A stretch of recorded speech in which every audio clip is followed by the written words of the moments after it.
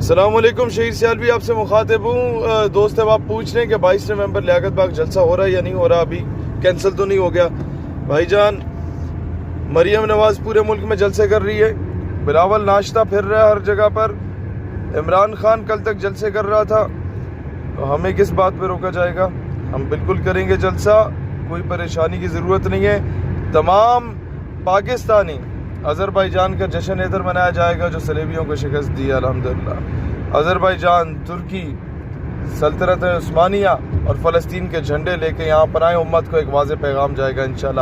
کشمیری اور پاکستانی جھنڈے ہم خود لے کے آ رہے ہیں۔ آپ دیکھیں، یہ پوری امت کا جلسہ ہوگا، پوری امت کی نمائندگی ہوگی۔ اپنی نوعیت کا کوئی ووٹ کو عزت دلوانے کے لیے کر رہا ہے، کوئی اپنے ابا کی کرپشن کو بچانے کے لیے کر رہا ہے۔ یہاں پر آپ کو انشاءاللہ تعالی پوری امت کی بقا کی جنگ کا آغاز انشاءاللہ تعالی یہاں سے ہوگا۔ پاکستان ہمیشہ زندہ باد۔ 22 نومبر لیاقت باغ راولپنڈی، شام 4 بجے۔